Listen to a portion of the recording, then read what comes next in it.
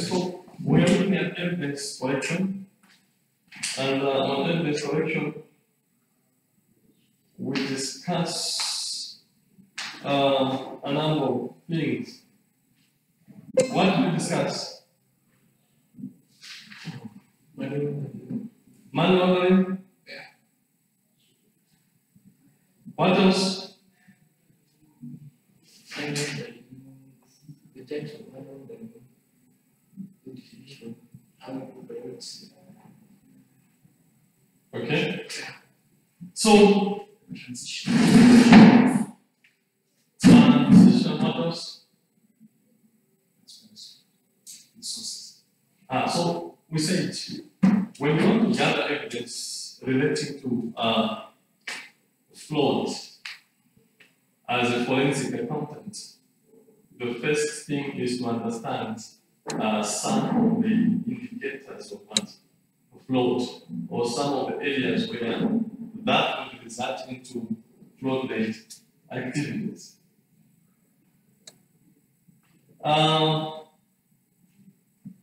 What are these? So the first one was money laundering, isn't it? So what did we say on money laundering?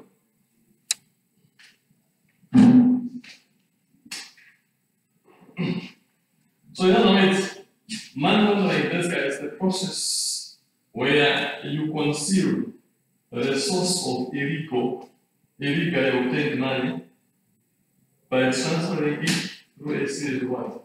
Transactions. In money laundering, you are trying to take that money in what? Make it what isn't it?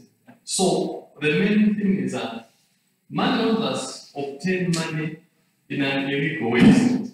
But they will try their level best to conceal, to hide the source of that illegal money. By doing that, how do they do that? They can make what they call transfers, series of transfers. They will transfer the money from point A to point B so that you are unable to track the movement of money. They will have 10 million, they will deposit that money to you, the other money will be deposited to the supplier, as if the supplier supplied them goods, so they're making a payment. So the money, so they'll make a series of transactions. So the reason is to disguise the origin of large sums of what? Of money. You don't know, sorry, you want to play more? So it's often done to disguise the origin of what? Of money. That's a recap of what we discussed. So that we make it difficult for law enforcers or regulators to trace funds back to their sources. They can't even tell where the money is coming, why the money was released. They can't even tell how the money has moved from the manual to other sources. So they'll do things in a way that it makes you hard to trace. Now, the second one was that we need to understand. So, do we agree that money laundering is a crime? Do you think money laundering is a crime? Yeah. How is it a crime?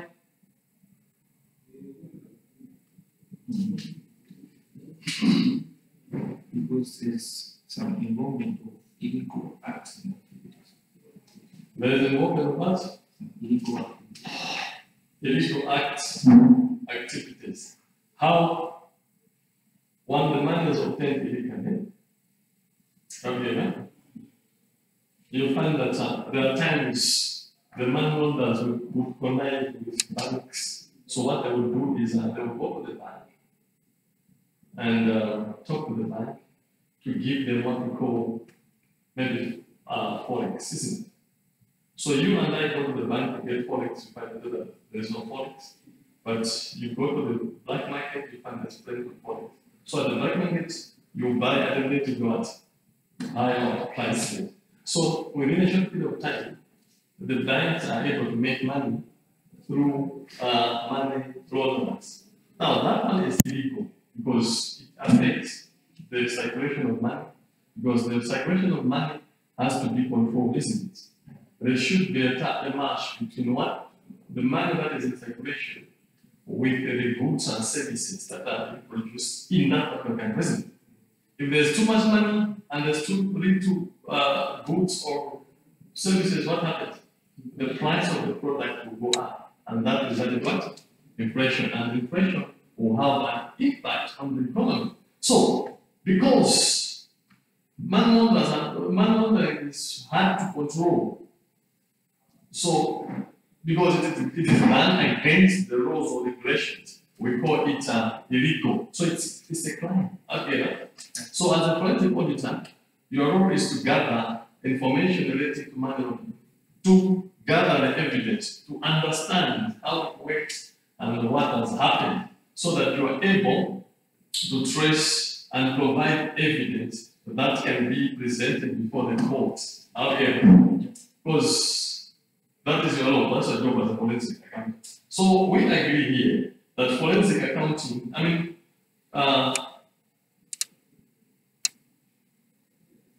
money laundering is a crime, isn't it?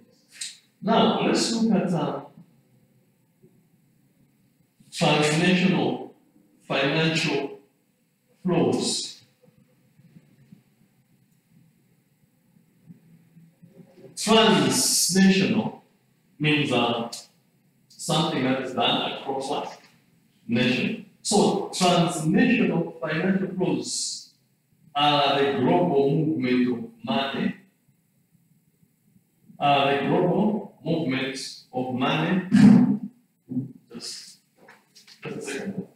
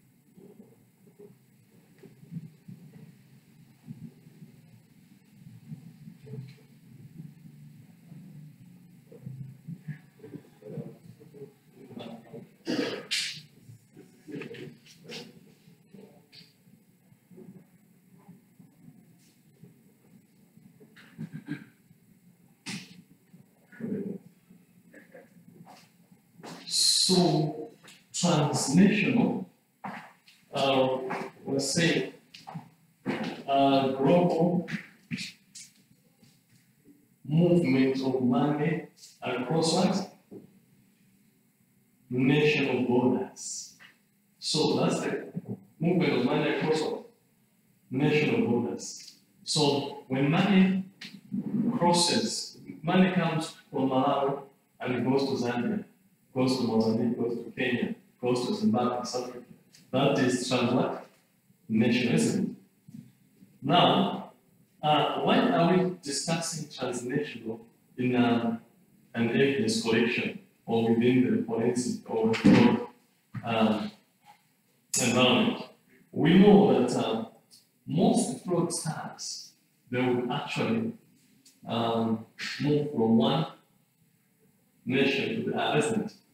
Some of the people, what they do is when they come to Malawi, for example, they'll come, they can bring here land or goods. They'll trade here, and instead of taking money to the bank, maybe some of them will just get the money in the go through the buses, go to South Africa, isn't it? So they're able to transfer quotas to other nations, or they're able to transfer foreign currency to Malawi or Malawi to other countries. So that movement is one of the movements that most fraudsters or money launderers use so that they're able to conceal the origin or the source of that particular money. So it is very important for us to understand, to know that. So I say, sometimes money is moved or is transferred across national borders, often what? For investment or speculative what? Purposes. So either for investment or speculative purposes. They may take the form of foreign direct investment portfolios.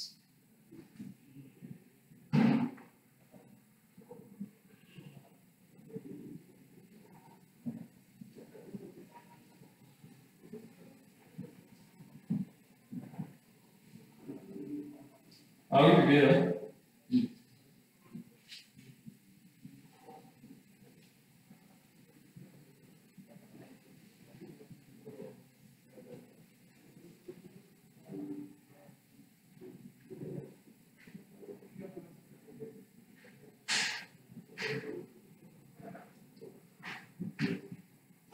So money moves from one nation to the other. The movement of money would be in two forms. The money could move for good purposes. Okay, someone will want to invest in South Africa. Someone will want to invest in Kenya. Legally, there could be a movement of money. Money would move through what you call international trade, isn't it? Where you are exporting goods to Kenya, for example, nuts or beans, you're exporting goods to Kenya. Through that export, you sell goods, money from Kenya will come, isn't it? That is transnational, isn't it? There's movement of money. Money can move, for example, the Malawi nation is getting a loan from other countries. Obviously, they'll also use what? Money will also, they'll get the money, they'll actually ask for a loan, the money will come. That is translation. Okay, we're getting a loan from South Africa. We're getting a grant from UK. That is translation. It is normal in a business environment. But sometimes the transnational cash flow, financial flow are being abused at some point. Do you know that? Yes. How are they abused? So I say, you can transfer money through trading when you're doing business. You can transfer money when you're doing foreign what? Investments. You can also transfer money when you're shipping goods, isn't it? You bought a machine, rice processing machine from China. You're shipping goods. You send the money for them to ship goods, isn't it? You're buying a motor vehicle from Japan. You send the money, there'll be that movement of money, which is very important. So the payment would be either use credit cards or use your wire or what have you. Now, my question is, the process, the transnational process can at some point be what? Abused, isn't it? People can abuse it. Nations can abuse it. Companies can abuse it. Individuals can abuse it. Fraudsters can also use the same nature of business. Say, no, we are invested. They can go to Kenya and register a fake company and they'll transfer money to Kenya. Say, no, we are transferring money to our investments, or they'll fake document to say we are buying products from Kenya. This is the supplier. So he's asking for 50% payment, isn't it? So you send the money, but if you check, find that the supplier doesn't not exist. But money has what? Crossed the borders. So it is very important. You have heard of money missing. You have heard of loans. So hearing that we are transacting with certain company, but that company doesn't exist. There are a lot of things. So we need to be very careful as forensic accountants. So we need to check the authenticity of those transactions. If someone says you want to transfer money to this system, sometimes it might be that you are really buying a product, but someone can fake, you're using wire, you're trying to wire money to other nations. Some expert may actually capitalize on that. So they can twist some figures or account numbers to find that the money goes happen to land to someone else rather than they intended. But so we need to be very, very, very, very serious on that. Now, what would be some of the examples of fraudulent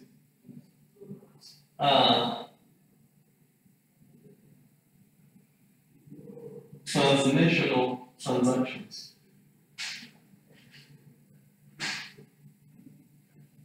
So obviously, money laundering would be an example, isn't it?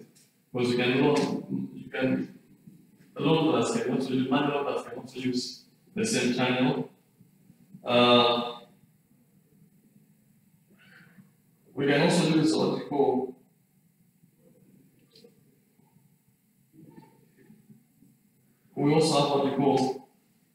business email compromise.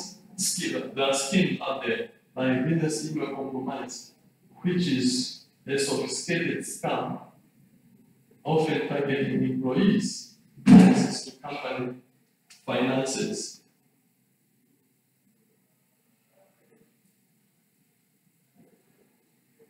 Business email compromise, which is a sophisticated scam, often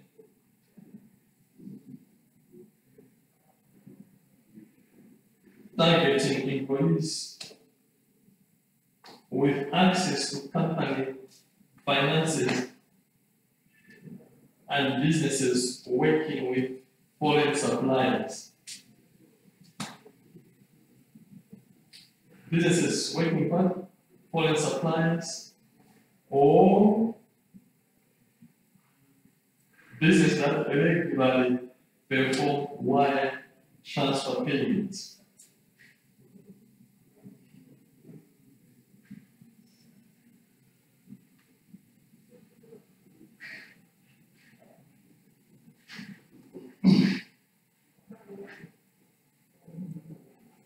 Wire payment. So the bank will actually target employees. When you are at a company, and the company often deals with international transactions, then most of your products come from abroad. You often buy products from abroad, and you often wire money to suppliers who are not in Malawi. Even if they are within Malawi, but if you often use bank transfers, these guys, the bank, they target you. So they can send you emails, they can send you communications. Now they use so many ways so that you are able to be trapped by their the scheme that has been set. So the main method is to take advantage of the transfer so they can have an access to the password that they use online passwords and able to go to your account and get the money. They might use other means. They can twist figures, they can twist figures so that the money goes to a different account. So it's very important. They can have access to your computers or other sophisticated information. So they'll target you until you give the attention email says, we are transacting a product, we want to help you make a payment, please can you send us these details so that we can help you, we can speed up this. So when the moment you do that, it's the moment those people will take advantage of you and abuse the system and get the money. So you have to be very careful. That's why it's important to have strict measures, controls when you're dealing with what? Online transactions. That's why we have those internal controls. When you're transacting, when you're wiring money, there should be someone who initiates and someone has to approve and someone has to authorize. At least 3 people should be able to complete that particular transaction. It's not doing. You should be able to control that particular movement.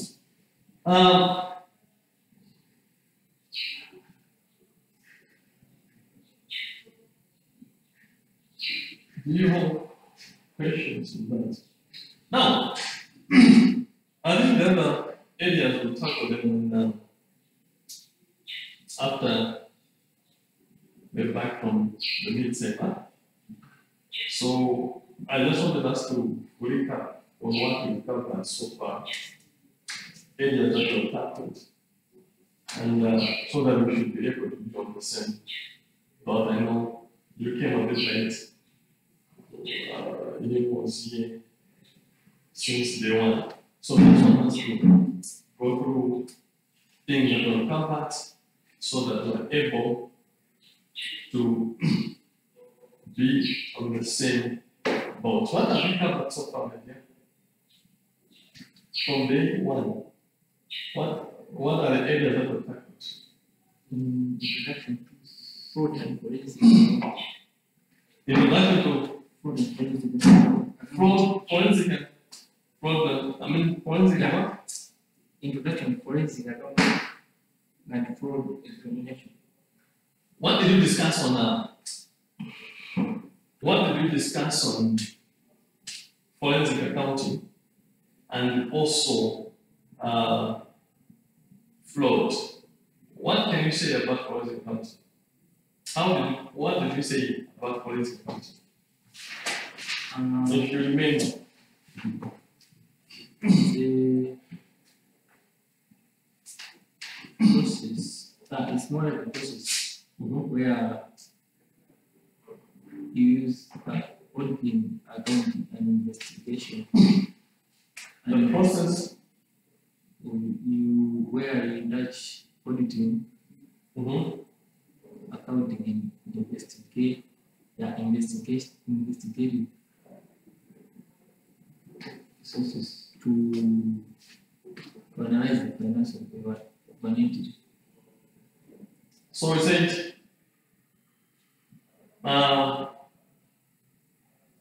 you use what do you use? You apply your skills. Yeah, investigative skills. Accounting or auditing skills. Auditing skills. Yeah. Why do you apply them?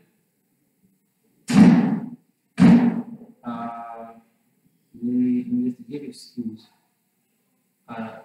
to unveil or to investigate or to solve or to explain financial problems. So you use your investigative skills so that you're able, you share your notes so that you're able to investigate, solve, or explain financial problems. Okay, yes. That is the main reason why we have forensic accounting. And that's the main reason why we have forensic accounting. Now, in your opinion, do you think forensic accountants play any role in the judicial system or in the legal system? Do they have any role in the legal system? Yeah. How? They help in identifying fraud Right. So we say, in forensic accounting, so we say they help you out at the time, Client fraud.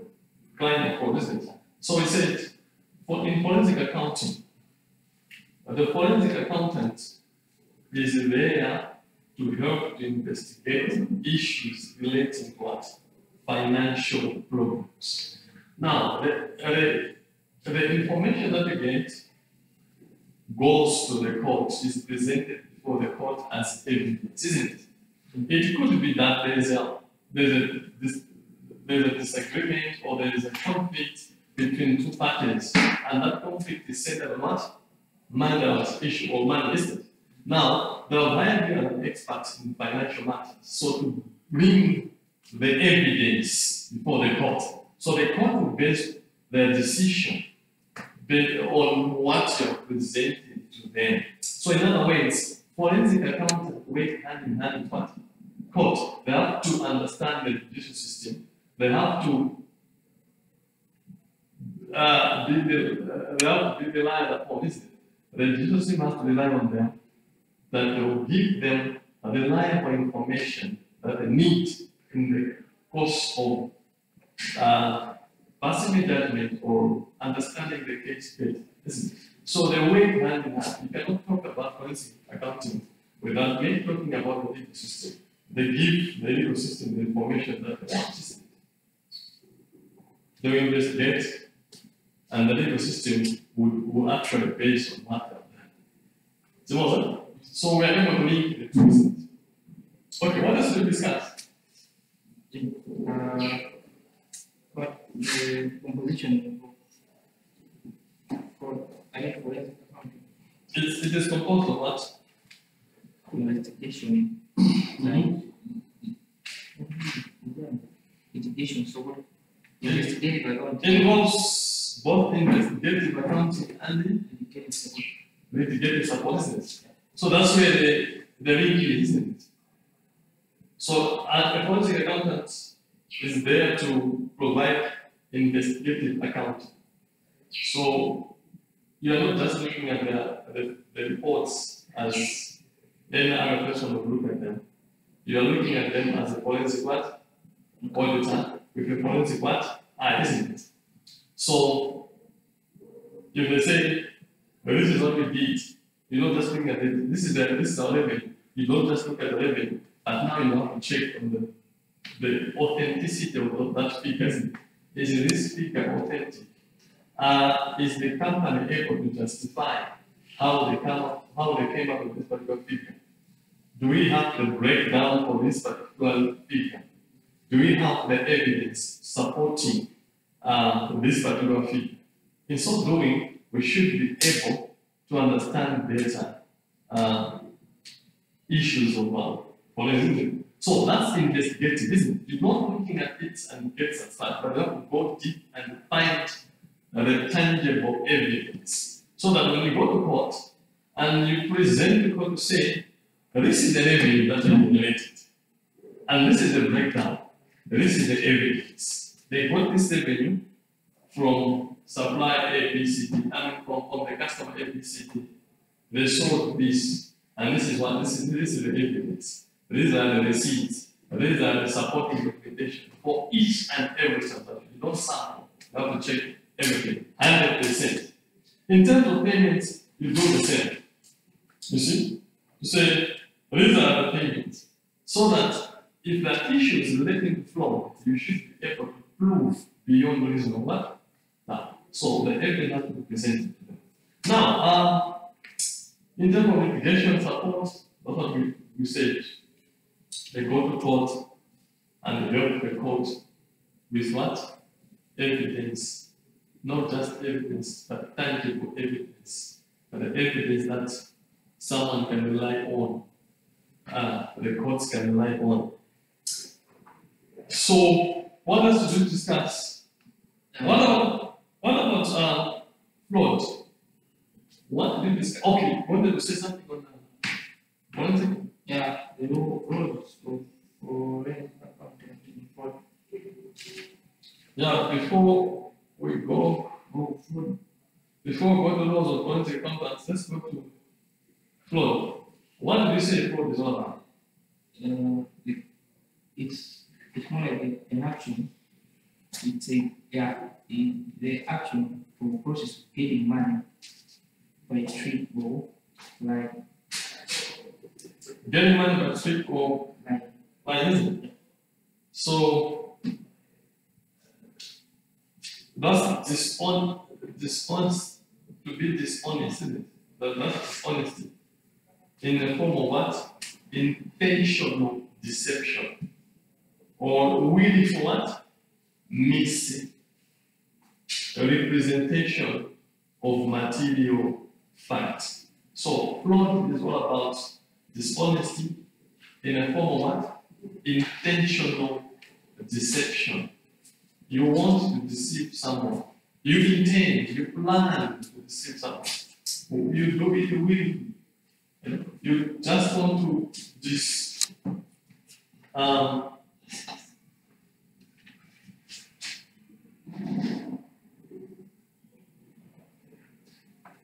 you know the truth, but you decided to present it wrong way. So when facts, material facts are mispresented, that is what you call flaws. When you are not telling the truth, you are cheating in order to gain unfair or unjust advantage, isn't it? You cheat in order to gain unfair or unjust advantage. You know you don't have any product, but you advertise for selling beans at 1,200 per kg. But I'm looking for upfront payment of at least 50%. So people come and inquire, they order beans, they pay you, and soon after making a payment, you disappear. Or they realize that they don't have the product. So that's cheating, eh? You presented them that the beans are sold at a very cheaper price. You tell them now the deliver. So that you present very good conditions, sweet conditions. Someone is attracted to say, this is the business, this is the deal. But soon after transacting, you actually disappear. See? You know that people know someone who went to deposit the money at the National Bank. No, he had about 3 million. So when he went there, the National Bank, he started writing the deposit slip. And boom, someone came.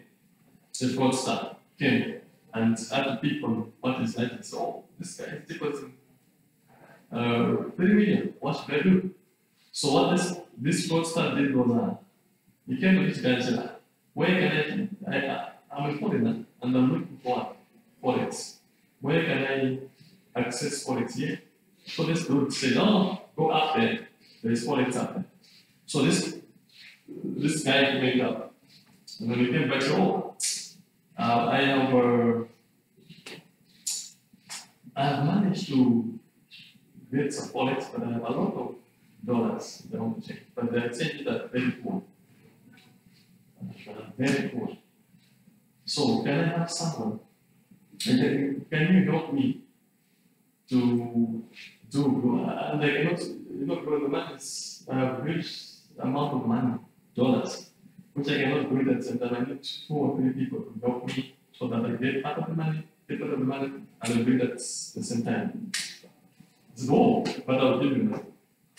So what I did, he brought some dollars.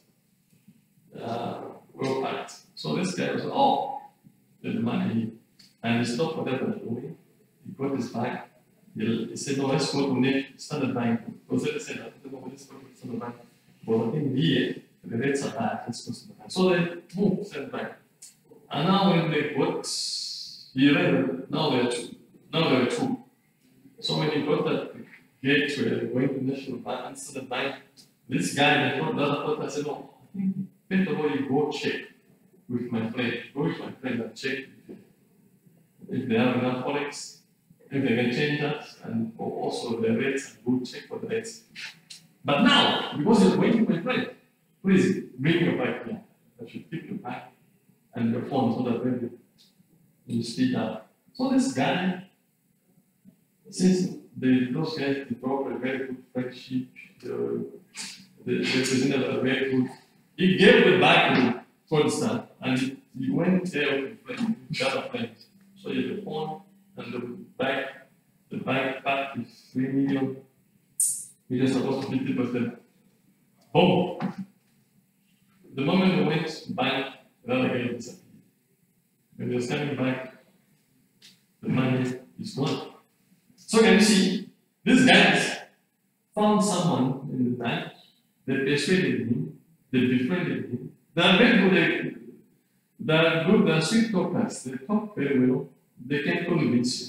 So they did that and managed to get the guy. That guy couldn't even say, no, let me deposit the money before I help him. He said, no, I will do this after. These guys have done us, they'll give it to us. So that's cheating. Can you see? They're cheating. At the same time, they didn't have dollars. There's nothing that they had. What they had was just tricksters. So we need to understand that in a business environment. So that is float. Now, we say it in float. Okay, naturally, before float, naturally, there are two ways of getting something from someone and lawfully, isn't it? Yeah. The first one is what? Float. The other one? Lawful, isn't it? What's the difference between float and lawful? It's no, they use it's Globally, they use that, isn't it? They'll come to you with a knife, with a gun, they'll force you to give them the money, isn't it? So you give the money out of what? Fear, isn't it? There are two options. Either you lose your life or you lose your money. So with that, you give them the money out of fear, isn't it? Because they're threatening him. So they will give you the option, you want to die or you want to survive. If you want to survive, give us the money. If you want to die, we'll kill you with it. So that is global. And fraud is what we'll discuss. Now the question is, why do we put much emphasis on fraud but not on local? Well, 2 days ago, the police,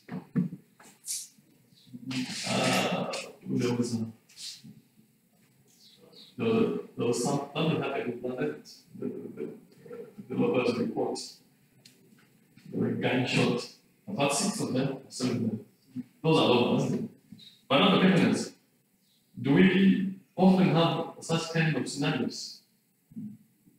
The next time we have that will be 2 years, 3 or 5 years.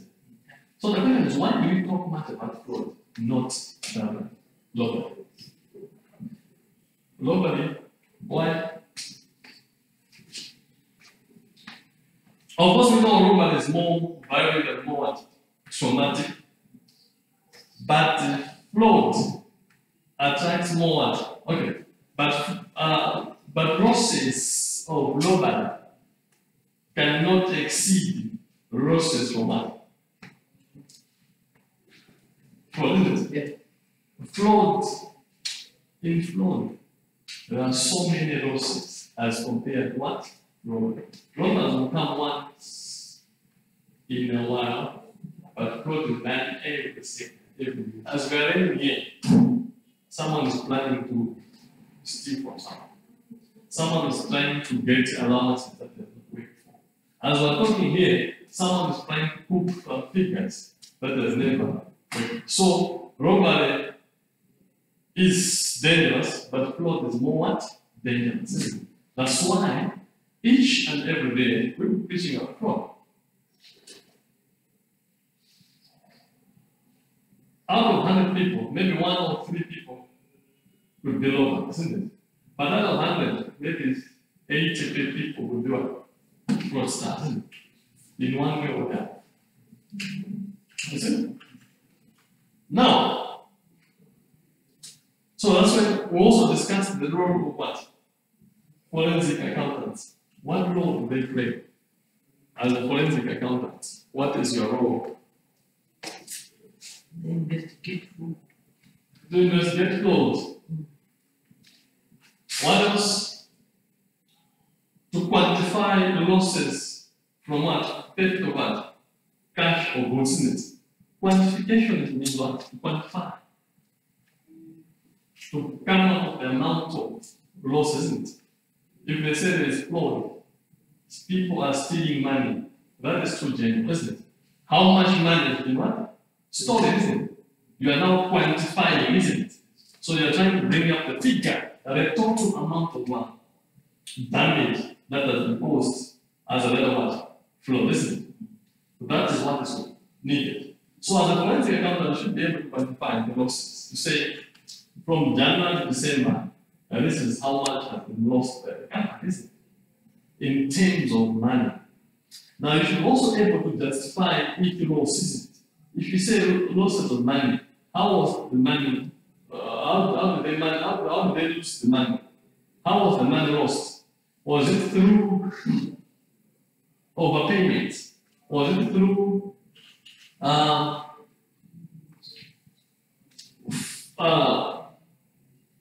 forced suppliers, paying forced suppliers?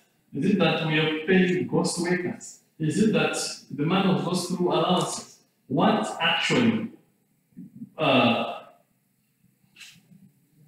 What is the total? What is the breakdown of each loss? Okay. If you talk of 10 million, what brings about 10 million? What happened? What are the activities that happened that resulted in the loss of 10 million? So that is quantification that we need to do. Your role is also to identify payments or receipts of bribes, isn't it?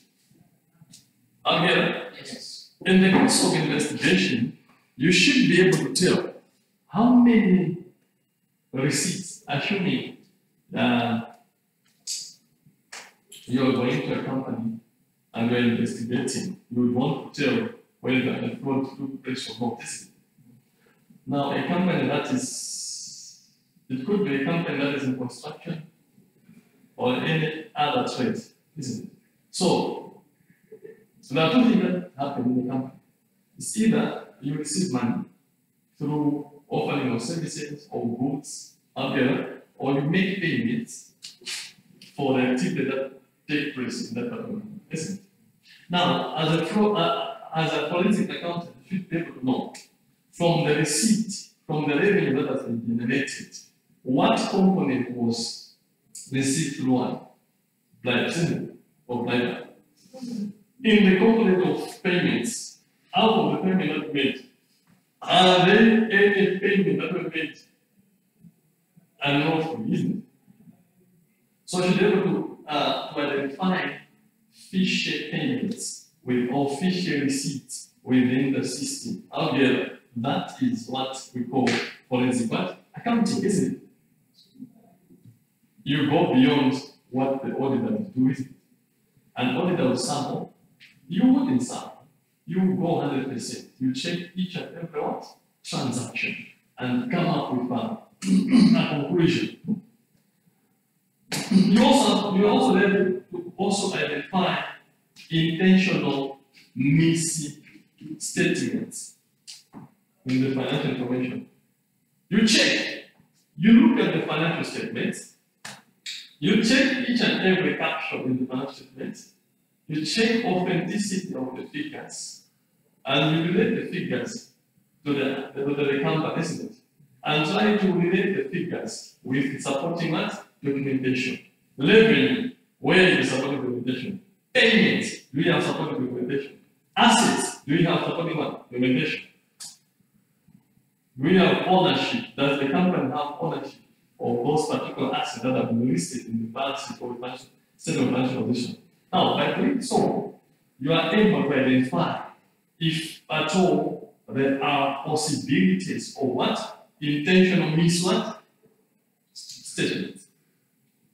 Figures could be misstated, isn't it? Misstatements could be done intentionally, sometimes it could be out of what? Errors in the we wanted to write 121 and we put 104. The two ones there and the single one. 121, the two ones, single one. They are just twisted the figure. So, as a consequence, I need to check all of them. So, this figure is smaller. So, are people cooking figures? Are they overstating figures? Are they understating figures? Okay. Thank you. So that's what we discussed. Do you think flood has any implication on the work of a forensic accountant?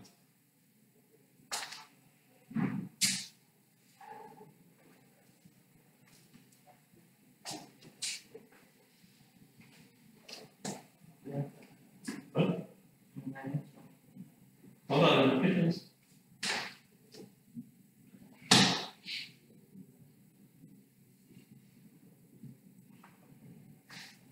What could be the implications on forensic accounting?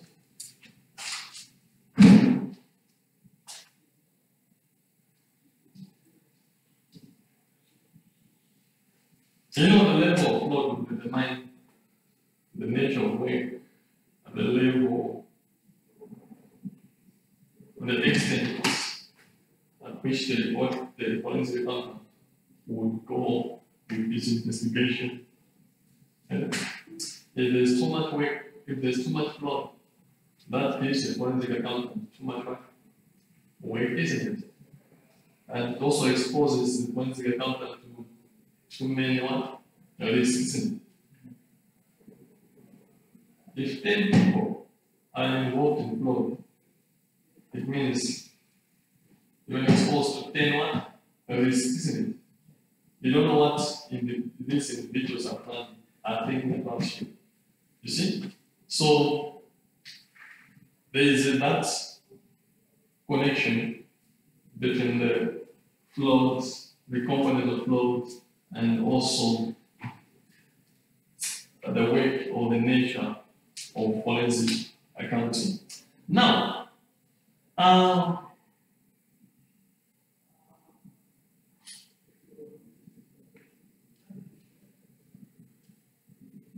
we also discussed a number of things.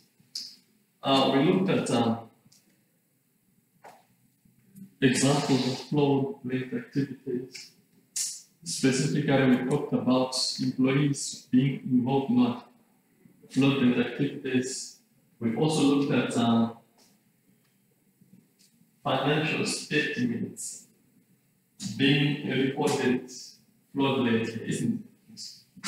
You know that in accounting, the last component, the last part of the definition of accounting is what? Communication, isn't it? You identify the report, you classify, you summarize, you analyze, and then you what? You communicate. You communicate to stakeholders. Okay, that communication is done in accounting. You communicate using the reports, which are the financial statements, isn't it?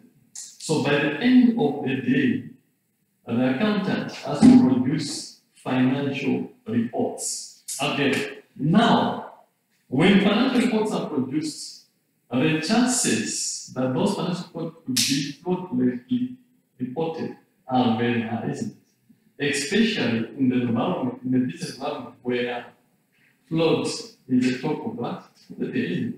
Every day we hear about floods. Every day people are exposed to what? Flood, isn't it? If you want to get even if you want to get a contract, you need to engage, you need to do actually. There is need for you to have a problem, but attend. You need to give someone money, reason. You give someone money, you buy favors from people. That is one of the examples of fraudulent activity. Now, if you want to sell your products, you still have to give money to someone. So we are exposed to fraudulent activities. Now, the chances that these financial statements may not actually give the true picture of the business or the true nature of the thing or the activity on the ground are very high. What should we do? We need to understand that. Okay. So we say financial statements could be misstated, isn't it? How do they misstate the financial statements, isn't it? As a point, I got to understand how financial statements are supposed to be prepared. So that when you are checking them, you should be able to relate with what? How they're supposed to work. The standard procedures of preparing those financial statements. You also have to look at each and every caption in the financial statement and see if there is an act of misstatement or fraud. What did we discuss about financial statements? What did we say? How are they being fraudulent? How are they fraudulently misstated?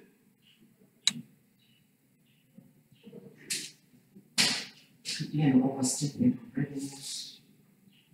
Overstatement of revenue. How do you overstate revenue? And why would someone overstate revenue? Yes, overstatement of revenue could be an example of fraudulent financial reporting. But now my question is, and very important is, why should someone overstate revenue? You know for sure that the owner is generated 15 million. Why should we put 20 million in the balance sheet? Do you think there are reasons why people do that? Yes. Why? To convince investors. To convince investors. What else?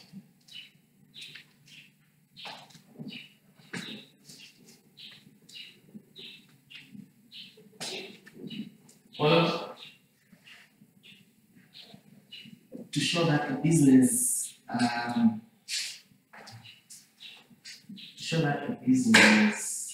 is doing very well in its activities.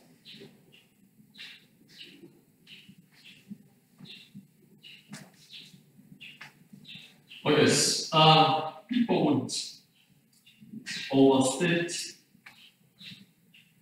revenue in order to overstate profit, isn't it? Yeah. So that the business looks more profitable, isn't it? Why do they do that? Most of the times, this is done when the business intends to attract, when it intends to attract or obtain external financing, isn't it?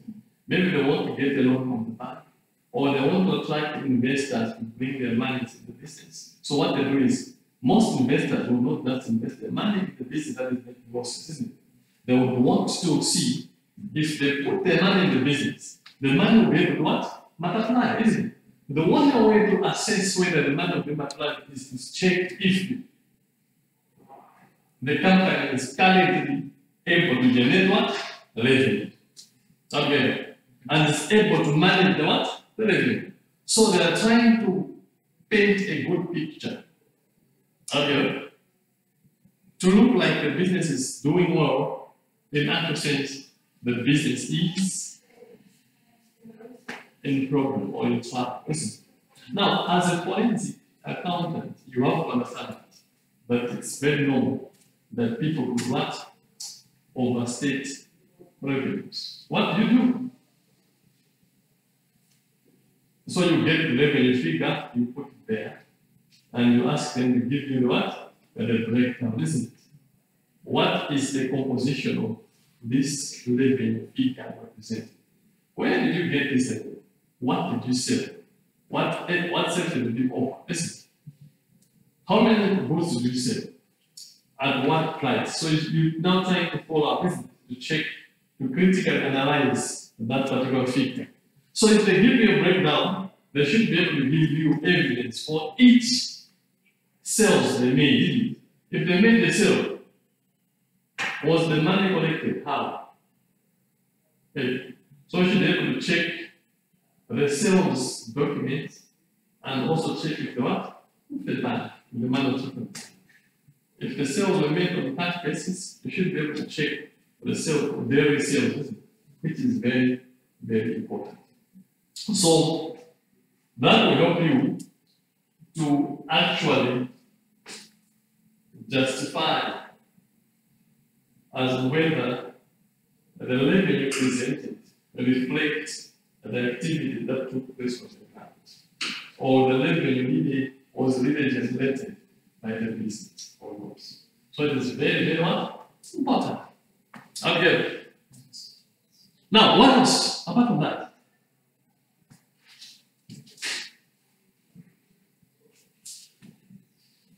What is the other component? When assets are overstated. Okay, so here we're talking about overstatement of revenue.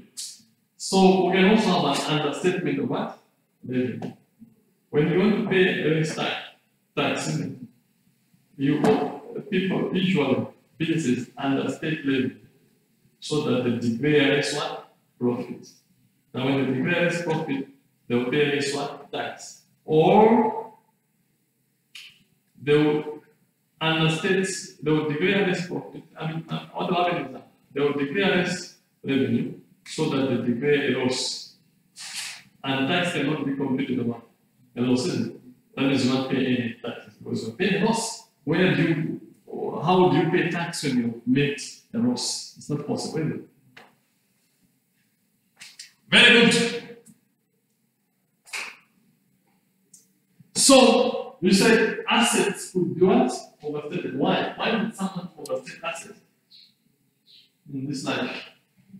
You know you want to have 2 vehicles, motor vehicles, and you want to have 1 building.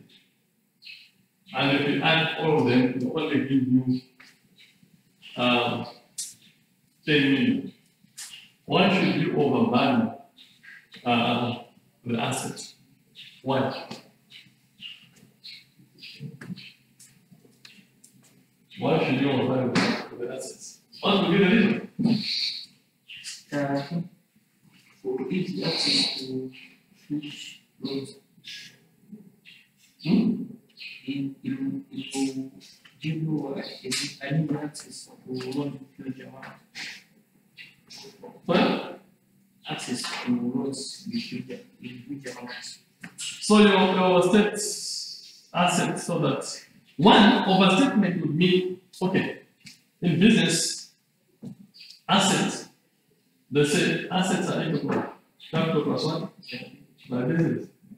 Assets, we're looking at the economic resources that the business owns, isn't it? These economic resources were supplied by the capital injection that was made by the company, plus, if at all there were liabilities, there were borrowed resources. Okay, because in a business, sometimes what happens, if your business plan tells you that you need to start your business is valued at 10 million, and then if you want to start a business, you need to have 10 million to buy the assets that are needed for that business. And you discover that you only have 8 million, which means your capital is not enough to finance a business that is worth what? 10 million. What do? You invite other investors into the business so that they help you. Okay. So you get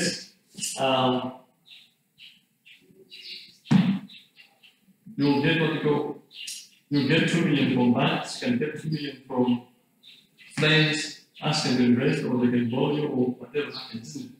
Okay.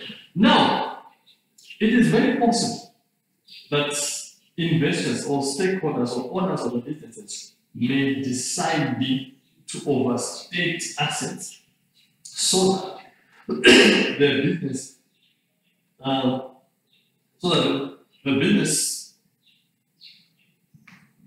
so that they increase the value of the business. You know, assets will determine the financial position of the business. If you say the business is worth 1 billion, it's because of the asset that the business has. is the building, property, plant, and equipment. This is PPE. It's the property that you have, the plant that you have, and the equipment that will determine the financial position of the business. So the more value the property is, or the more value the plant is, or the equipment is, the more value the business is. So the business that has more that is more value, that has more assets, attracts more investment. Because the thing is, if I want to give you money, I have to know how much you have. What is your plan? What do you have? If you only get 2 million for me, as you know, isn't it? The question is, do you have assets worth 2 million or more than 2 million? Now, why do you do that? In cases that you default, you are unable to pay me the money. Will I be able to recoup or to recover that money through your asset, isn't it? So if you're able to give me the money, you should have an asset that can be sold. Okay, and give back the 2 million. Or I should be able to grab the asset that is worth 2 million so that I'm able to recover the money that is invested. So most businesses, most loans, most banks, when they want to get for this loan, they want to have security. There should be security, surety. And that surety should have a value above the money that you want to get from the bank. If your loan is 1 million, you cannot have a surety of 500,000 or a security of 500,000 for a loan that is 1 million. You need to have an asset that are above 1 million. So what people do is they know that the asset are only valuable. The actual value of the asset is 1 million, and they want to get a loan of 2 million. So what they do is they will inflate figures so that the asset that are low value should be valued at a higher value, so that the bank should be convinced to say, oh, if these guys are unable to pay us, we'll be able to go grab the asset and recoup whatever we give them. So that would be the reason why they could then decide to inflate figures, whether they want to attract more investors. They would want to get loans. What else do you have?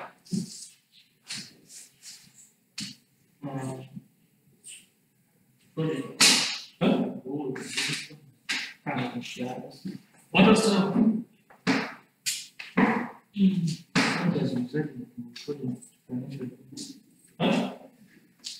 Factors. No, well, yes, okay. So we are done because indicators of our problem for the business. So we have done names. Sometimes we may inflate my data and the state creditors or payables. It's very possible. Because you don't have a beautiful calculation. When someone is analyzing the ratios should look at it's very possible. And it's very normal. Now, in your opinion, we know and we agree here that there are so many issues out there. There's too much float out there, isn't it? As we're talking here, someone is engaging in fraudulent activity. As we're talking here, someone is planning to do fraud. So we can't learn away from that. But the question is, what should we do to ensure that these fraudulent activities are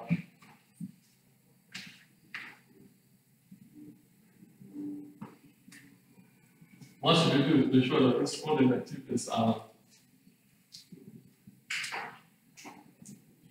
controlled, detected, or prevented? The first thing is we need to prevent them. If we can't prevent them, we should be able to detect them. What should we do? What should companies do in order to prevent or detect fraud?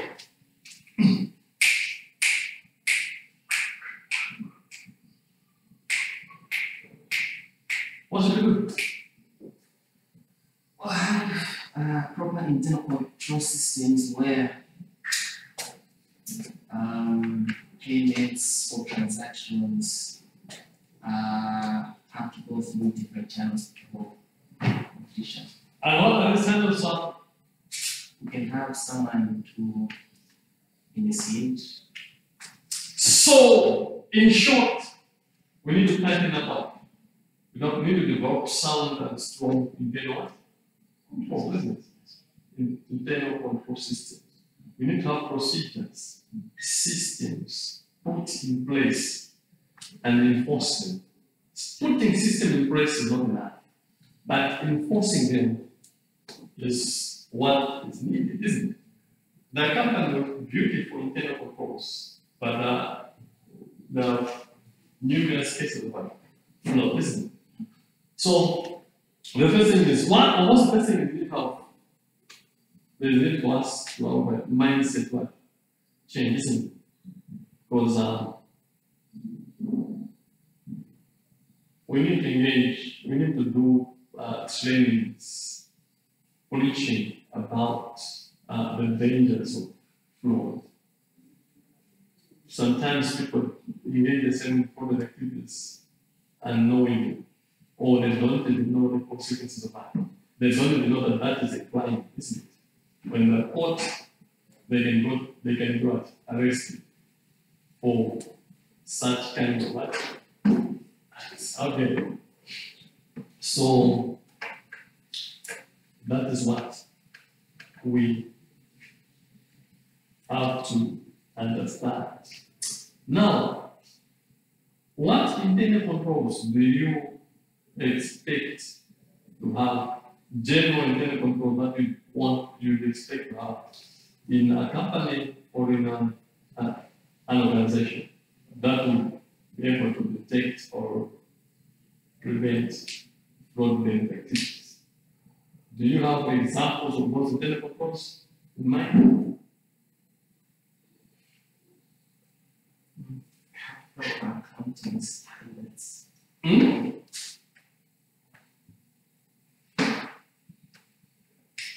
Proper accounting standards. What standards must be followed?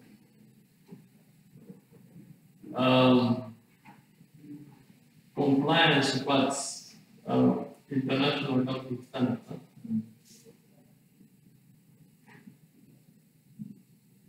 Those standards will guide us when we are presenting figures in the financial statements. If you are trying to write a report on stocks, we know for sure that we have international accounting standard 2, that's inventory. It will tell you how stocks or inventories are presented. It will discuss, it will tell you what are inventories, what qualifies to that inventory, and how should they look in the financial statement. So for the issues of understating or overstating inventories will be controlled because you are complying with the standard that has been set by accounting bodies or adopted by accounting bodies. Issues of assets being understated or overstated won't be there because you comply with what? International Accounting Standard 16, PPE, property, plant and equipment, IS 16 will tell you how do you report for assets. How do you depreciate them? How do you present them? If your business is about biological assets, like your business, you're trading in sugarcane, bananas, those are biological assets. You know for sure that you have IS 1. What IS do you use in biological assets? Accountant. Do you have an accountant? An accountant? Copy accountant? You copy? So good, you don't know. You should be able to know. So biological assets we talked about IS 1 for the ones. So IAS 41 will tell you how do you negotiate sugarcane. If I go back and negotiate. Because sugarcane, bananas are fixed assets, isn't it? The boric acid.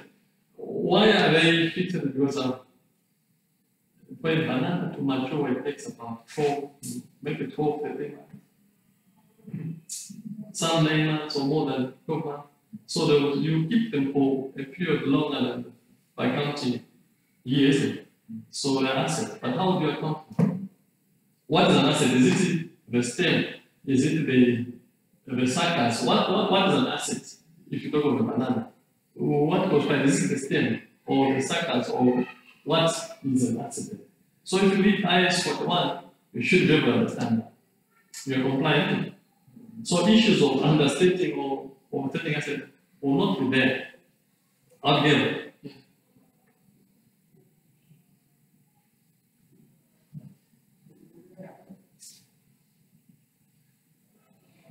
So you should be able to understand those things better. So yeah, in terms of standards, you're right. But my advice is, please, you can't be an accountant if you don't understand, if you don't know accounting standards. You can't be a competent accountant if you don't have knowledge about accounting standards. Accounting is all about standards. Whatever we talk about in accounting is the standards, isn't it? You have to understand the accounting standards. Now we are moving from international accounting standards to international financial reporting standards. IFRS. We are moving from IAS to IFRS. We had about 41 IAS, IAS 1 to IAS 41. So I don't know, IAS 1 will come from that. It's about presentation of uncertainty. How do you present uncertainty? How do they implement the component of uncertainty? So you have to understand them. Now, we don't have 41 now because some of them have been removed because of the development of IFRS. Now I think we're about the developing IFRS 17, 18, or thereabouts. IFRS, International Financial Reporting Standards. So you have to know those things. You should be able to know the updates that have been made so far. It's simple. You can just leave one. You can just go check one IAS. IAS 1, you read it. What is it all about? You have to have a background. You go IAS 2. You read those things. That's your Bible. I'm not saying you didn't read the Bible. You did it. But those standards are your Bible in accounting. You need to understand that. How to understand? If you're an accountant, one day how do you account for a grant? Assuming the donor gives you 100 million. And you've only spent 80 million. Which one is the revenue? How do you account for that? So if you go IAS 20, it will tell you. IAS 20 will tell you your revenue is 80,000, 80 million, because receipt and payment revenue has to be equal to expense, your expenditure. The 20 million is deferred income. It's a current liability. I don't understand. So if you IAS 20 will tell you, say, okay, the 20 million is deferred income. Deferred income is a current liability. It was payout. Don't understand that. The money that you have spent is what belongs to you. And spent money belongs to the donor. Unless the donor authorizes you to use that. So that's why I said deferred income. It doesn't defer. So standard terms are very, very important. Tomorrow. So next time when you come, I'll ask you what standards you have. What standards have you read so far? And if you want to, we're talking about forensic accounting. We can't talk about them. You cannot go to an accountant and say you are wrong here if you don't have the expertise yourself. You should be able, because in accounting, if you're a forensic accountant or if you're an auditor, your role is to find the gaps and offer recommendations of advice, isn't it? So for you to find the gaps, you have to master your way, isn't it? So do you have the capacity? That's very important. So let's see it. Let's stand those standards. It's very, very important. Now, so apart from standards, what else do we need? What about segregation of duties? Is that an internal control? Yes. Do you think segregation of duties will help to detect or to prevent from how is it? How would you prevent fraud? The money is going to be handled by who or more people. The man only has a control of people. It's going to be a bit difficult for problems that will be to take this. So it's more like a waiting chain.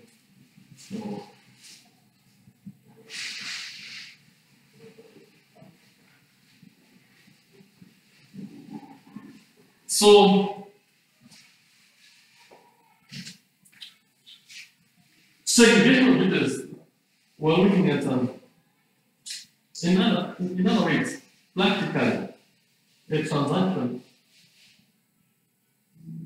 is not be completed by a single person, isn't it?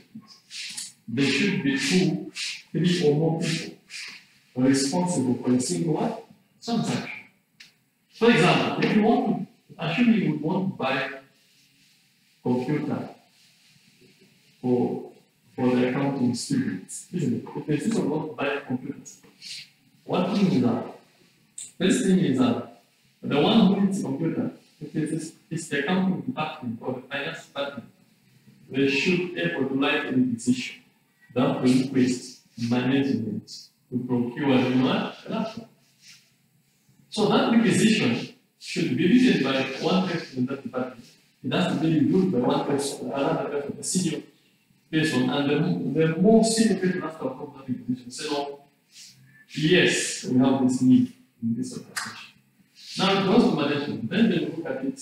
If they agree with it, they will send it to the procurement department to get quotations. So they will not get one quotation, they will get maybe 3 or 4 quotations. So after getting quotation, they'll sit down and analyze the quotation. Which one could we be? Can you see? And it's another, the revision comes from the finance department. They want to happen. It goes to management. Management agrees. And now the management sends it back to the procurement to do their role. So the procurement will collect the quotations. They will not get one quotation. So you get 2 or 3 quotations from different suppliers. Why do we get from different suppliers? We want to compare the price so that we don't spend unnecessarily. Now that is done. Quotation obtained, then everything is done. You are satisfied. What do you do? The partner now order the product from the supplier that you want. Cannot compare that there is a note.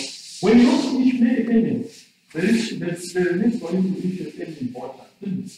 That voucher has to be, in this case, maybe it could be an account assistant writing the voucher, it goes to the finance officer, reviewing it, and then it goes to the top management for approval. So there are 3 people waiting on the single document, on a single transaction. You understand? If the payments are done online, isn't it? Someone has to initiate the transaction, and someone has to review it, and someone has to approve it. And still more 2, 3 people are responsible. That is segregation of duties. Very, very important. Now, one thing is that if the first person inflated the figure, the reviewer should be able to detect that. He said, no, this figure, no. Or no, we don't need this laptop.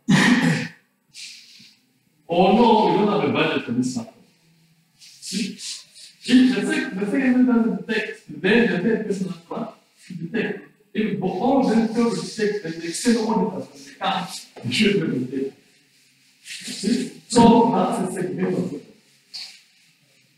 What about instituting internal audit function? It's another way, right? Okay. What else?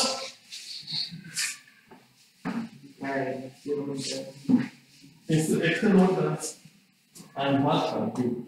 Okay. Thank you so much. So, well, look at another thing. And I need to order first. As we are writing the written stuff.